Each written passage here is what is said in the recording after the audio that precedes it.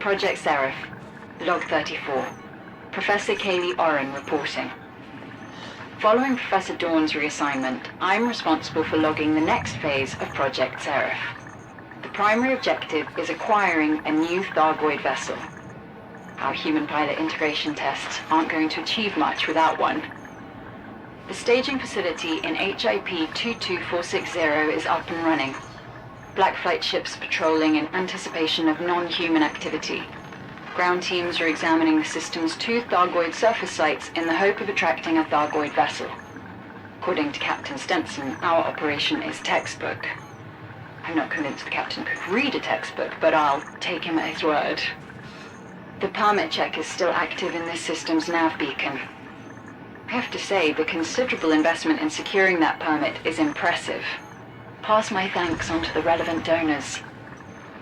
Initial system scans aren't showing much promise. If the Thargoids are still interested in this system, they haven't left any recent evidence. Reports of strange encounters in the Pleiades sector have increased, though. Multiple pilots have claimed they were pulled out of hyperspace by an alien craft. As you know, this tactic was common during the First Thargoid War. I hope you understand we're potentially acting as bait out here. Assuming the surface sites are in an ancient Thargoid territory, then our ground teams are trespassing. We don't yet know how they'll be received. This risk has been calculated into your plans, I assume.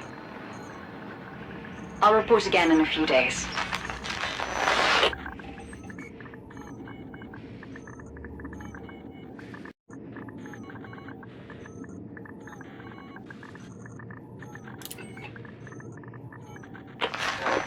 Project Seraph, Log 37. Professor Kaylee Oren reporting. Still no Thargoid vessel. The surface sites are providing valuable data on Thargoid architecture and construction methods. I've requested a sweep for evidence of mycoid activity on these relics. I'm sure we'll find a use for the ground team's analysis either way. Dr. Granmore has provided a very long essay on his team's findings at Research Site Amber, which I sent on your preferred channel. You should get comfortable before reading it. A cup of coffee or several would be smart too. As I said, very long essay. One interesting development relates to the disappearance of Subject D2. Our security team found several unauthorized messages which had piggybacked along our encryption network. The datapad that sent these messages belonged to Dr. Edmund Pierce. Evidently, he is not as good with technology as he is with bioengineering, so it was simply a matter of time until we noticed.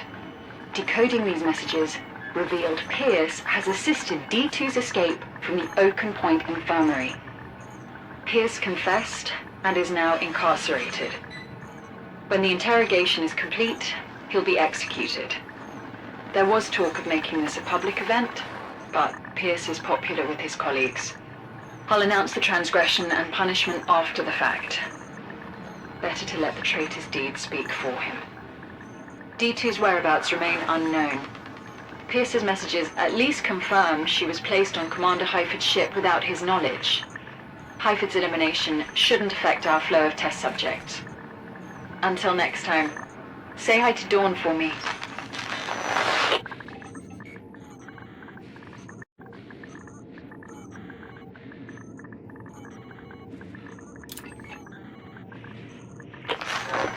Project Seraph, Log 39.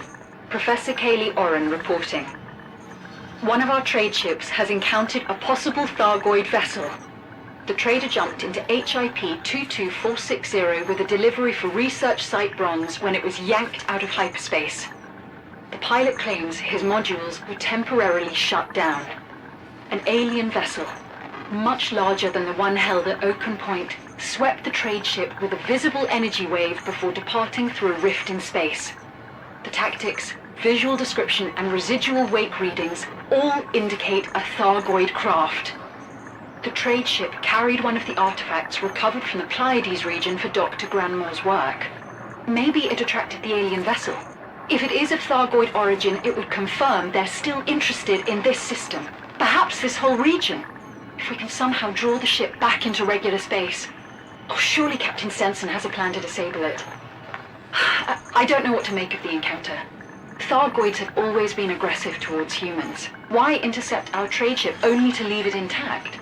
Was it gathering information? Attempting to communicate in some way?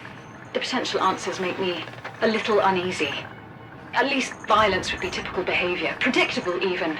But this report suggests an adaptation of sorts, the kind ordered by further up the chain. Well, at least we know they're watching.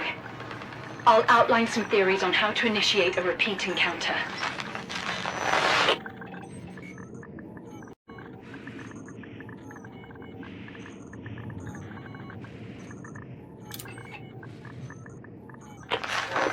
Project Seraph, Log 42. Professor Kaylee Oren reporting. Less than an hour ago, a Black Flight squadron was intercepted by Thargoids. 7 Black Flight ships were en route from Research Site Bronze to Fort Asch. They picked up an unrecognized signal source and were ordered to investigate. What little telemetry we have shows the ships were attacked soon after dropping from supercruise. At least 3 Thargoid vessels were involved. The skirmish, if what happened even qualifies as one, lasted less than 2 minutes. By the time reinforcements arrived, there was nothing but debris left. The Thargoids had departed. There were no survivors. Professor Dawn always sounds so confident when he talks about our study of Thargoid technology. Our dominance over the aliens seems certain when he discusses Project Seraph. I'm fascinated to know what he makes of this.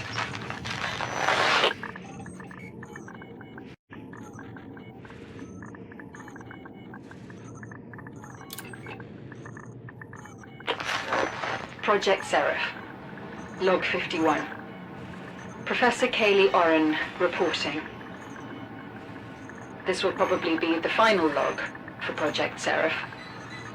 I don't see much point in continuing after the withdrawal. I know. The witch gave the order. That attack on the Federal convoy is going to draw the superpowers' attention to the Pleiades, and the Thargoid presence is growing stronger each day. We can't risk exposure, so we're pulling out and taking our research with us. I get it. It's just frustrating. I was so sure we were making a difference here. The first human-piloted Thargoid ship will be a huge step in our technological evolution. We were getting closer with each test, and then it just stopped. All the momentum we'd enjoyed ebbed away.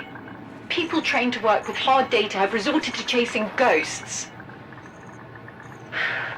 The objective was to find a new Thargoid vessel. As though it were just a matter of time. I guess you could say they found us instead. I'll arrange transport for the remaining test subjects. We have a few locations which could house them for a while. If the Thargoids really are back, then there should be an opportunity to obtain another vessel. Eventually.